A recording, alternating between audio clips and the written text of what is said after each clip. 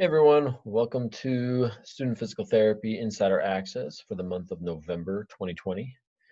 What I wanted to go over today was more about some methods that in the clinic or in your general job, ways that you can work to hopefully boost your income, whether it's providing more for the company and hoping to receive more as a salary or more of as kind of like a bonus thing. And the reason why I want to go over this is, as part of the different Facebook groups for new grad students and everything, people are always asking like, what are ways outside of PT that we can make more money? So you hear a lot about people's other side hustles, but I don't know that people talk a lot about ways in the clinic that we can make a little bit more money. So a couple things that right off the bat, I think can help you. There's some debate about whether having a certain certification or training can help you at all, like because it doesn't necessarily reimburse more. I will tell you there are some positions out there, some businesses that they do value that, and you can even talk to the owner or your manager or whatever uh, that value it enough that they are willing to uh, increase your pay for it. I think after I got my OCS, right away I got somewhere between like a 2 and 4% raise just for that um, at one of my previous jobs. Um, and I mean, another way of looking at it too is by having certain credentials like that. When you do apply for a job somewhere, it might boost their starting pay compared to someone else.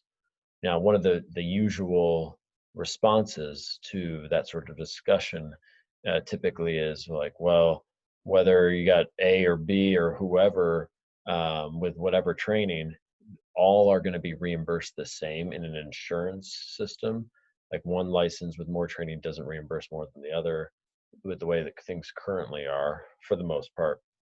Um, that may be true, but I mean, the argument I always kind of look back at is if you really do feel like you're getting more results and you can track that with different outcome measures and you draw more people and increase referral bases and different ways like that, then you can show that you do bring more value. Now that doesn't necessarily mean you need to have more training, but a way to look at that is actually tracking like who your referrals are coming from, what sort of numbers they are, how much the clinic has grown since you've gotten there, things like that um, to bring to the table for the discussion.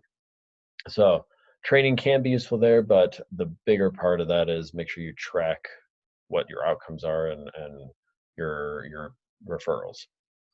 Another idea is if you have some sort of opportunity with a company to do some sort of con ed or training for the rest of the staff, sometimes that can lead to it. I know I I helped create a residency at the company that I work for, and I get a stipend as being the program coordinator, and then each of the faculty members they also receive a little bit of pay for their modules that they teach as well. And it does require a good amount of work typically to become a faculty member or build the program and manage it. However, once you kind of get in the swing of things, it becomes kind of more maintenance and making sure things are up to date um, and updating your lectures and all that. So it, it's a way to build it while also just giving back to the profession at the same time. Um, some other ideas as far as that in that sort of realm, I'm working on helping create a course for the rest of the company to take, and I probably won't charge nearly what some outsider would charge for bringing in a company, but like I will be paid for my time for putting together the course to some degree. Um, Another idea, uh, my company was looking at starting a newsletter, and given my experience with creating different social media sort of posts and email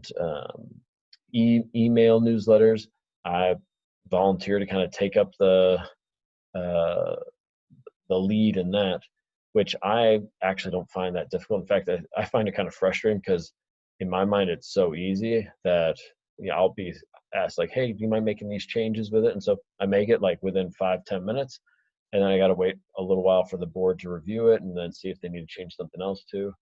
But it's easy, and I've already been told like that's going to give me some sort of reimbursement. Um, Another idea, I did not take this one up just because I foresee there would be a lot of complications with having to deal with the board and too much feedback going back and forth. But um, I've experienced building websites, and my company was looking to find someone else to build their websites, and they were telling me what they charge for it, and it's a pretty high amount what people will charge for web hosting. And yeah, I mean, it takes a good amount of work, but I would have very easily been able to do that for probably less than half of whatever uh, they were being charged. Again, I didn't want to take that up just because I didn't want to get more involved with something like that when you're constantly having to get feedback from different people about change this, change that, and it's just slow for the process. If it were like my own thing, I'd do it in a heartbeat for sure.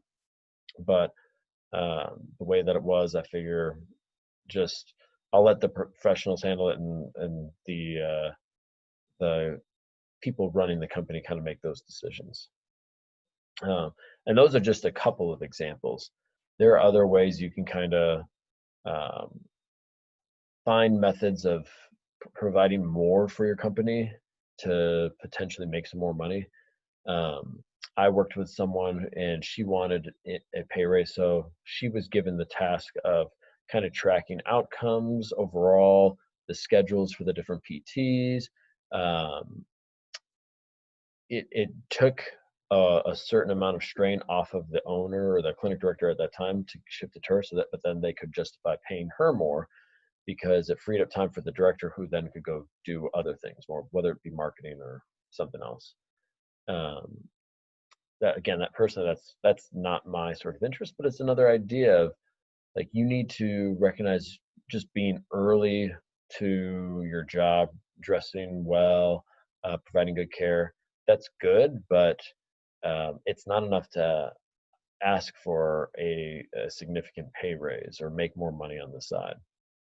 Um, but yeah, so take a look around at your job and see what sort of openings or opportunities there may be to potentially provide something else. I mean, you could even talk to your clinic director. Maybe you can do some sort of personal training if you want there, if that's an interest of yours.